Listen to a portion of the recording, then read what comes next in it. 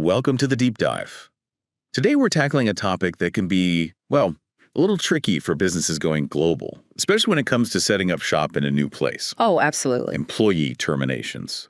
We're zooming in on Taiwan today and all the ins and outs of how their labor laws work when it comes to letting someone go. It's a lot more nuanced than people might think. It really is. So let's dive right in. Sounds good. So for companies that are, maybe just starting out in Taiwan or thinking about expanding there, Right. what's the most important thing they need to know about, like, the legal side of employment?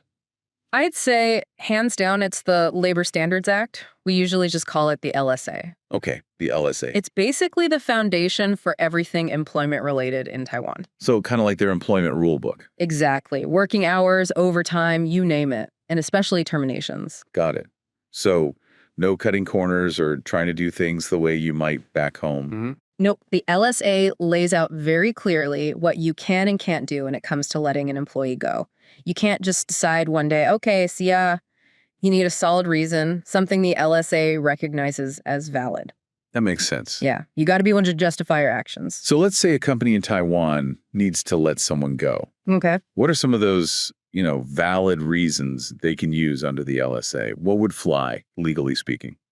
Well, the LSA covers a bunch of different situations. Like, let's say your company is restructuring, maybe merging with another company, or you're downsizing some departments. That could be a legitimate reason. So basically, if the company's making changes for business reasons and someone's job gets cut as a result. Yeah, that's often seen as a justifiable reason for termination under Taiwanese law. Makes sense. But it's not just about what the company decides internally. Sometimes it's external factors, too, things outside the company's control. Oh, like what?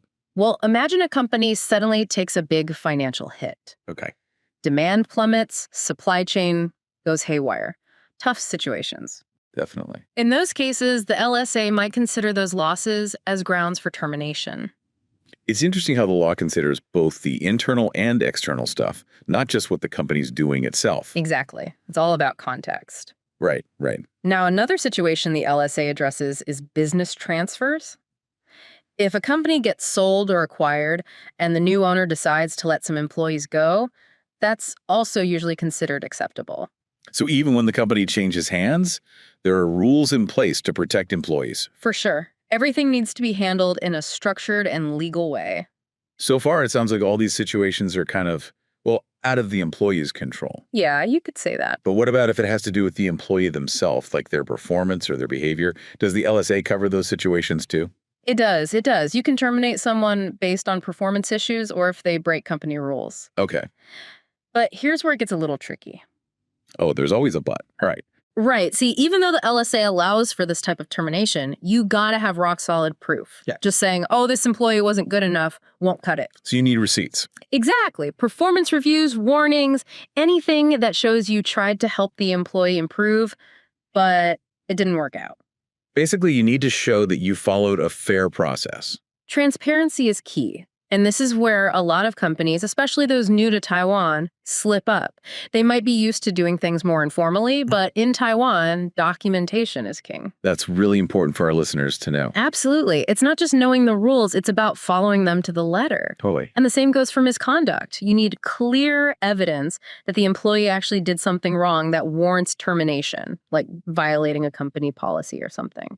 So I guess things like employee handbooks and a clear disciplinary process are super important. Oh, for sure. Set expectations early and outline what happens if someone breaks the rules. Makes sense. Now, we've talked a lot about when an employer might want to end things, but what if it's the employee who wants to leave? Does the LSA have anything to say about that? You bet it does. Yeah. The LSA is all about protecting both sides, the employer and the employee. Okay. So just like there are rules for employers to terminate a contract, there are also rules for when an employee can resign without having to give notice. Interesting. I'm curious what kind of situations would allow that. Well, think about this. Imagine an employer isn't totally honest during the hiring process. Okay. They might exaggerate the job responsibilities or, the company benefits. In those cases, the employee can just say sayonara without giving notice. So like a get out of jail free card if the employer is being shady. Exactly. And it's not just about lies either. If an employee faces a hostile work environment like harassment or discrimination, they can also walk out without giving notice. The LSA takes that kind of stuff very seriously. It sounds like they're really focused on making sure people feel safe and respected at work. Absolutely. Another situation is if an employee's health or safety is at risk. Maybe the company isn't providing the right safety gear or the working conditions are dangerous. Right. The employee has the right to leave immediately. Their well-being comes first. That's good to know. And lastly, if the employer isn't holding up their end of the employment contract, like consistently paying salaries late, the employee can also just quit without notice. So it seems like the LSA tries to be fair to both sides, giving everyone a way out if things aren't working. That's exactly it. It's all about fairness and making sure both the employer and the employee are protected. Okay, so we've covered some of the basics for terminating a contract in Taiwan, both from the employer's and the employee's side. Yep. But I have a feeling there's a lot more to unpack here. You're telling me. We've only just scratched the surface. Well, for our listeners who want to know more about all the nitty-gritty details of employee terminations in Taiwan, stay tuned. We'll be right back after a quick break to keep diving deeper. And don't forget, if you're thinking about expanding your business to Taiwan or anywhere globally, reach out to INS Global today. Yeah, tell us about your expansion plans. They can help you figure out all the complicated stuff about international HR and make sure you're doing things by the book. Definitely, so you can focus on what you do best. Great advice. We'll be back in a flash. See you soon. Welcome back to the deep dive. Before the break, we were talking about all the reasons why a company might be able to legally terminate an employee in Taiwan. Right. All those situations where the LSA gives the green light, so to speak. Exactly. But knowing when you can let someone go is only half the story, right? Totally. What comes after that decision is just as important, I'd imagine. It is. And that's where notice periods come in. Taiwan's labor laws are pretty specific about how much notice an employer needs to give before terminating someone's contract. Okay, so it's not just a matter of saying, hey, your last day is tomorrow. Nope, not at all. And it's not like there's one standard notice period for everyone either. It all depends on how long the employee has been with the company. So the more time they've put in, the more notice they get. Makes sense. Exactly. It's a tiered system. Let's say you have an employee who's been with the company for, I don't know, maybe 6 months. Okay, more than 3 months, but less than a year. Right. In that case, they'd be entitled to at least 10 days notice. 10 days. Got it. And if they've been there longer? Then the notice period gets longer too. If they've been with the company for more than a year, but less than 3, it goes up to 20 days. Okay, so it jumps up. It does. And for anyone who's been there for 3 years or more, the minimum notice period is a full 30 days. Wow. Okay, so it really adds up. I can see how this gives employees time to get their affairs in order, look for a new job, all that. That's the idea. It makes the whole transition a bit smoother. Now I'm thinking if an employee gets their notice, but they still have like a month left to work, Right. That could be a bit awkward, right? Especially if they're already looking for other jobs. Oh, absolutely. And the LSA actually addresses that. Employees have the right to take time off during work hours to look for new employment. Oh, wow. So they don't have to choose between doing their current job and finding a new one. Exactly. They can use that time for job interviews, networking, whatever they need to do. That's a really great system. It really seems like Taiwan's laws are designed to protect the employee, even when things are ending. They really are. It's all about finding that balance between the company's needs and the employee's well-being. Speaking of balance, let's talk about severance pay. What's the deal with that in Taiwan? Another area where the LSA is very specific. It lays out a clear formula for calculating severance, and it all comes down to how long someone's been with the company and their average wage. So walk me through it. How does it work? Basically, for each year of service, the employee gets 1 month of their average salary as severance pay. Simple as that. Oh, I see. So if someone worked at a company for 5 years, they'd get 5 months worth of their salary. Exactly, you got it. What about people who haven't been with the company for a full year, though? Do they get anything? Absolutely. Even if someone's been there for less than a year, they're still entitled to severance pay, just calculated proportionally based on their time with the company. So even a few months gets you something. You got it. It's not all or nothing. And here's an interesting thing. The LSA actually counts any period of employment less than a month as a whole month when they're calculating severance. Wow, really? So even if you've only been there a week, you'd still get something. That's right.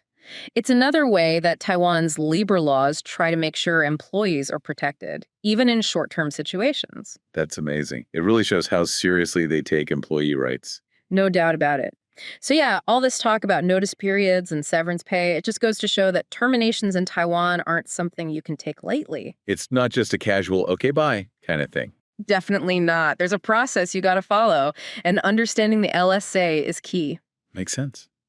Now, are there any, I don't know, specific situations that can make terminations extra complicated? Like things that trip companies up if they're not careful? Oh, yeah, there are a few things that can get tricky. One that often causes confusion is when a company goes through a big change, like restructuring or a change in ownership. Okay, I can see how that might throw a wrench in things. It can. So imagine a company gets bought out and the new owners decide they want to, streamline things, maybe let some people go. Uh-huh. Well, the LSA still applies in those cases. You can't just use a restructuring or an acquisition as an excuse to ignore the rules. So even if the whole company's in flux, they still have to give employees proper notice and severance if they decide to let them go. Exactly. Employee rights are protected no matter what's going on with the company internally. So it's like the LSA creates a level playing field.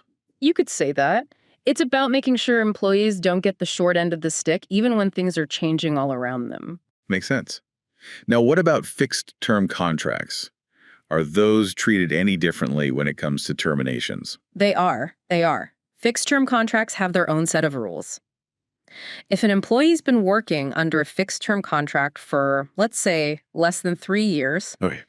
the employer still needs to have a valid reason for termination, just like with any other type of contract. So all the same justifications we talked about before would apply. Exactly. But here's where it changes. If an employee on a fixed-term contract has been working for more than 3 years, Okay. they can actually terminate the agreement themselves just by giving 30 days notice to the employer. 30 days, huh? That's the same as for employees on regular contracts who've been there for 3 years or more. It is. Seems like the LSA is all about creating some consistency regardless of the type of contract. I like that. It's fair. Right. Now, let's talk about a situation that can get a little sensitive. Terminating someone who's on leave, like maternity leave or sick leave. Oh, yeah, that's a tough one. It is. And generally speaking, the LSA says you can't just terminate someone while they're on leave, especially not for things like sick leave or maternity leave. So that's like extra protection for employees during times when they're already dealing with other stuff. Exactly. But of course, with laws, there are always exceptions, right? Of course. So what would be an exception in this case? When could a company terminate someone on leave? Well, the most common exception would be if the company is facing like a major crisis, something that makes it impossible to keep employing anyone. Like if the whole business shuts down. Yeah. Imagine a huge natural disaster forces them to close their doors for good, that kind of thing. Ah, the act of God situation. That's the one. But keep in mind, claiming force majeure isn't a simple thing.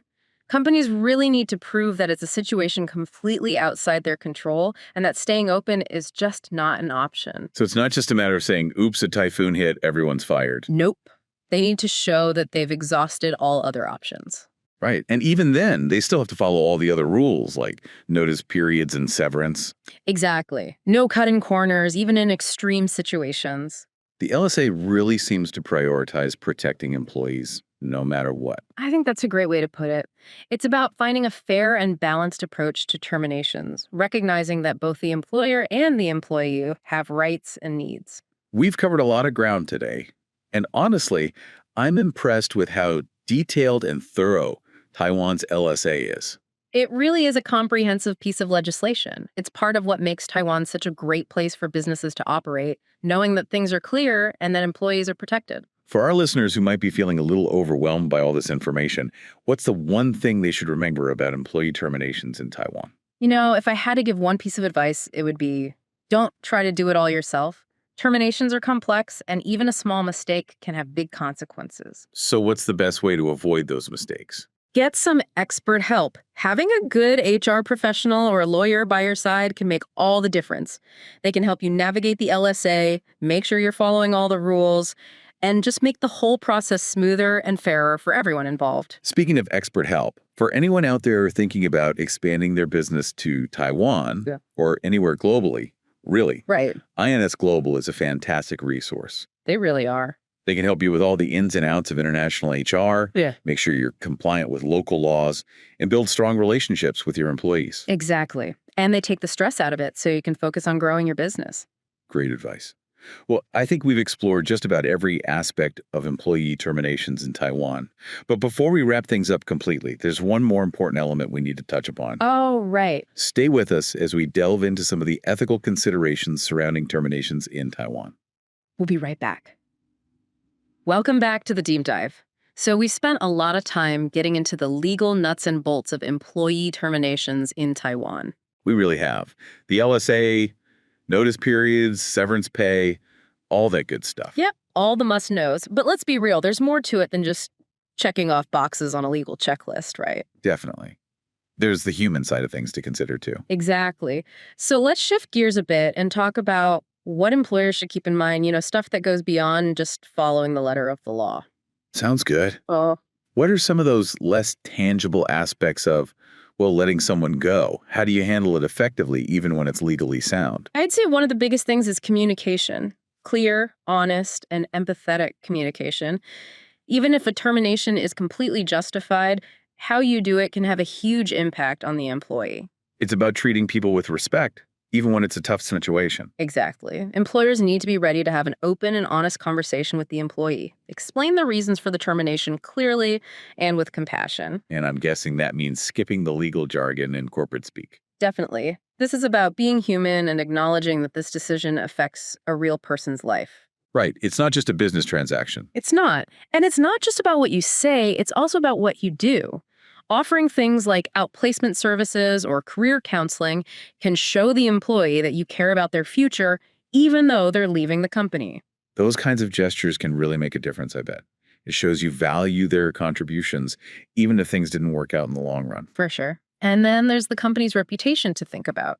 How you handle terminations can affect how your current employees see you, how potential hires see you, even how clients perceive you. It's bigger than just the employee and the employer, then. It can have ripple effects. Absolutely. A company that gets a reputation for treating people poorly during terminations might have trouble attracting top talent down the line. It all comes back around. It does. So while knowing the law in Taiwan is crucial, it's equally important to handle these situations with empathy, honesty, and a focus on keeping things positive. So it's like, find the balance between protecting the company and treating people right. Exactly. Couldn't have said it better myself. Well, I think we've covered a ton of ground today, from the specific rules of the LSA to all the more, well, human aspects of terminations. It's been great. Always enjoy diving into these topics, especially in a place like Taiwan where things are always evolving. And for our listeners who are looking to expand their businesses, whether it's to Taiwan or anywhere else in the world, remember that INS Global is a fantastic resource. They really are. They know their stuff. They can help you navigate all the complexities of international HR,